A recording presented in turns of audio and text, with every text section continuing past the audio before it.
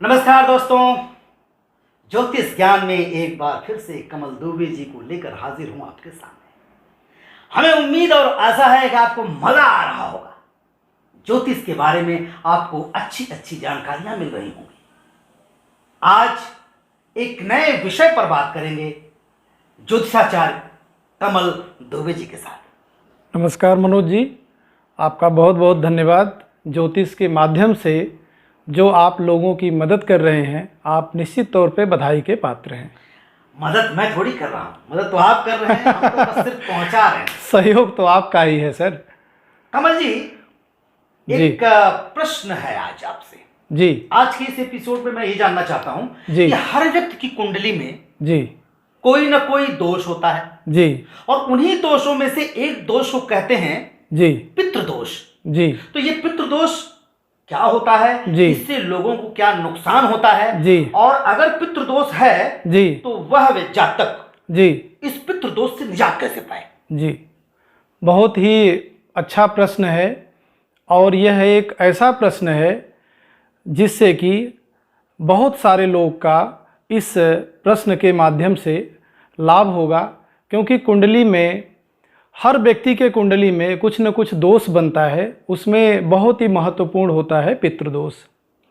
लेकिन इस प्रश्न का मैं उत्तर दूं, बहुत सारे हमारे दर्शकों ने फ़ोन करके हमें बोला है कि सर, मनोज जी से जब अगला वीडियो आप बनाएं तो उनसे ज़रूर प्रश्न करें कि एक आजमगढ़ के छोटे से गांव से आप निकल करके मुंबई तक पहुँचे और वहाँ आपने बहुत सारे serial, Hindi cinema, Bhojpuri cinema, acting, मंचन, बहुत कुछ किया है देश विदेश में।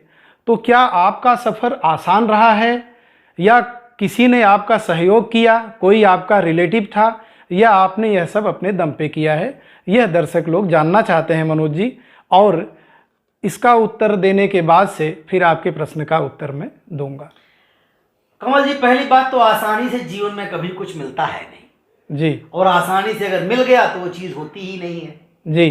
तो हर चीज़ के लिए संघर्ष होता है। लेकिन मैंने बहुत संघर्ष किया, लेकिन संघर्ष मुझे कभी संघर्ष लगा नहीं जी। मैंने संघर्ष का आनंद लिया जी। मुझे लगा कि मैं मजा ले रहा हूँ जी। मैं भूख का आनंद लिया, मैं सड़क पर सोने का आनंद लिया, जी जी जी। लोगों से गालियां खाने का आनंद लिया जी। लोगों के द्वारा भगाए जाने का आनंद लिया। मुझे मजा आ रहा था जी। मुझे लगा है कि एड़ियां रगड़ने दे जमीन, मुझे यकीन पानी यहीं से निकलेगा। तो वो पानी निकालने की जद्दोजहद में मैं लगा रहा जी। मुझे मजा आ रहा था मुंबई में, मैं भाग रहा था जी। भूख लग रही थी, खाना नहीं मिल रहा था तो और मजा आ रहा था जी। तो आसानी से कुछ मिलता नहीं है। जब आप निकल पड़ते हैं तो रास्ते में आपको तमाम हम सफर मिलते हैं जी। हमें हमारे पंडित इंद्रजीत त्रिपाठी जी मिल गए जी। उन्होंने मुझे बड़ा सहारा दिया, अपने घर में रख लिया जी। उन्होंने वहां पुशअप किया, कई लोगों से परिचय कराया जी। वहां से अनिल त्रिपाठी जी मिल गए जी। त्रिपाठी जी से मनोज ओझा जी मिल गए जी। ओझा जी से मुझे आयशा जुल्का मिल गई जी। तो ये मिलने का सिलसिला चलता ही रहा। जी जी जी। आप एक बार कूदो तो सही, जी। कोई ना कोई तो मिलेगा। अगर यहीं से कैलकुलेशन करने लगोगे, चलूं पता नहीं कोई मिले ना मिले, जी, बस मिलेगी कि नहीं छूट गई तो जी। एक गधे, बस नहीं मिलेगी तो ट्रक मिलेगा, जी, ट्रक जी, नहीं मिलेगा तो यक्का मिलेगा, जी, यक्का जी। नहीं मिलेगा तो साइकिल मिलेगा, और जी। साइकिल नहीं मिलेगा तो पैदल ही चल देना। जी। यही है जीवन का हिस्सा। जी। हमने संघर्ष किया और संघर्ष का फल मिला। बहुत बढ़िया। देखिए मित्रों, संघर्ष तो हर व्यक्ति के जीवन में होता है। मनोज जी ने अपने संघर्ष के विषय में बताया। एक श्लोक है कि परिश्रमेण ही सिद्ध्यन्ति कार्याणि न मनोरथै न सुप्तस्य सिंहस्य प्रविशन्ति मुखे मृगा। बिना परिश्रम के कुछ भी नहीं होता है। परमात्मा ने आपके जीवन में जितना संघर्ष दिया है, निश्चित तौर पे आपको उतनी ही बड़ी सफलता भी मिलेगी। परिश्रम से न घबराएं और एक सार्थक दिशा में काम करें। निश्चित तौर पे आपको भी परमात्मा ने एक विशेष प्रयोजन से यहाँ पे भेजा है और परमात्मा के कार्य को आगे बढ़ाएं। जिस वर्क को जानते हैं, जिस काम को जानते हैं, उसमें पूरी एनर्जी लगाएं। जैसे मनोज जी ने संघर्ष किया, लेकिन उस संघर्ष को भी मनोज जी संघर्ष नहीं मानते हैं। मित्रों, मनोज जी का प्रश्न है। जी, हमारा प्रश्न है कि कुंडली में पितृदोष होता है और उस पितृदोष से क्या क्या नुकसान होते हैं और जातक इससे कैसे निजात पाए। जी, इस प्रश्न का जवाब। जी, मनोज जी का प्रश्न है कि कुंडली में अगर पितृदोष बनता है तो जीवन में उस दोष से संबंधित क्या क्या परेशानियां आती हैं। देखिए मित्रों, अगर आपके कुंडली में पितृदोष बनता है तो जितना भी आप मेहनत करते हैं, आपके मेहनत का फल आपको अच्छे से प्राप्त नहीं हो सकता। जैसे कि अगर आपने, उदाहरण के तौर पे मैं समझा रहा हूँ, अगर आपने 100 रुपये का काम किया है तो आपको सिर्फ 30 या 40 रुपये ही मिलते हैं। या वैसे ही जीवन में संघर्ष बढ़ जाता है, घर में क्लेश बढ़ जाता है। कभी कभी तो हम चाहते हैं कि हम अच्छा काम करें, वह भी नहीं हो पाता है। तो इस प्रकार का दोष कुंडली में होगा तो निश्चित तौर पे ये सारी समस्याएं आ सकती हैं। अब कुंडली में यह दोष बनता कैसे है, इसके विषय में चर्चा कर लेते हैं। देखिए, कुंडली के कुल 12 भाव होते हैं। 12 भाव में सूर्य के साथ राहु या केतु की युति हो जाए, राहु या केतु सूर्य के साथ अगर बैठ जाते हैं तो इस प्रकार का दोष बनता है। चाहे वह किसी भी, पहले घर में बनेगा तो शरीर का नुकसान, दृष्टि जहाँ पड़ेगी उसका नुकसान। दूसरे घर में बैठे अगर यह दोष बनेगा तो धन का नुकसान। तीसरे घर में पराक्रम ज़्यादा होगा, परिश्रम ज़्यादा होगा। चौथे घर में अगर यह दोष बनता है तो भूमि भवन वाहन का नुकसान हो सकता है।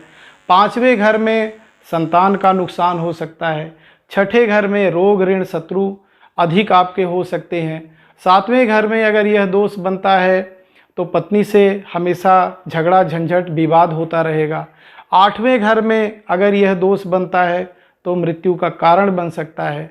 नौवें घर में अगर यही दोष बन जाता है तो पिता और पिता के सुख से आप वंचित हो जाते हैं। 10वें घर में अगर यह दोष बनता है तो आपका व्यापार चौपट हो जाता है। 11वें घर में अगर बनता है तो सारा परिश्रम करने के बाद से आपको लाभ नहीं मिलता है। और अगर यह 12वें घर में बनता है तो आप आय से अधिक आपका खर्च बढ़ जाता है। यह था एक संक्षिप्त में इस दोष के विषय में जो मैंने आपको समझाया। अब एक बहुत ही कारगर उपाय आपको बताता हूँ जिससे कि इस दोष में न्यूनता आएगी। आपको क्या करना है, महीने में एक ही अमावस्या पड़ता है।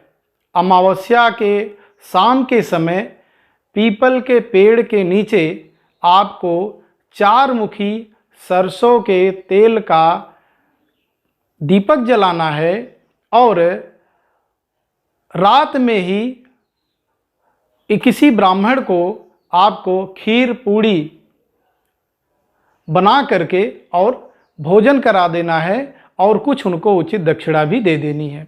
ऐसा आप नियमित करते रहेंगे तो निश्चित तौर पे इस दोष से मुक्ति तो नहीं कह सकते, लेकिन हाँ, धीरे धीरे करके इस दोष में कमी आने लगेगी और आप निरंतर अपने विकास के पथ पे जो भी आप काम कर रहे हैं, जहाँ भी आपको परेशानी हो रही है, इससे आपको मुक्ति मिलनी शुरू हो जाएगी। वैसे तो इसका निराकरण कुंडली देखने के बाद ही किया जा सकता है, लेकिन मैंने एक जो सार्वजनिक तौर पे प्रश्न बनता है उसका उत्तर दिया है। बहुत अच्छा गुरुजी, आपने बहुत अच्छे तरीके से समझाया जी। और ये मुझे लगता है कि समस्त देखने वालों को ये समझ में आ गया होगा कि आखिर में पितृदोष होता क्या है और हम इससे निजात कैसे पाएं। आपने बहुत बखूबी समझाया और बड़ा मजा आया जी। तो भैया, अब तो आप लोगों को समझ में आ गया होगा। आप लोग और कोई विशेष ऐसी कोई बात हो जिसके बारे में बृहद जानकारी चाहते हो, कोई परेशानी हो, कोई प्रॉब्लम हो, तो जो नंबर होता है उस नंबर पर आप पर्सनली गुरुजी से बात कर सकते हैं। अगले एपिसोड में फिर गुरुजी के साथ हम मिलेंगे एक नए विषय पर। तब तक के लिए बहुत बहुत धन्यवाद। Thank you. बहुत बहुत धन्यवाद मनोज जी। आपने ज्योतिष का जो ये कार्यक्रम शुरू किया है, निश्चित तौर पे देखने वालों के लिए लाभप्रद हो, ऐसी मेरी कामना है और सभी के लिए शुभकामना है। धन्यवाद।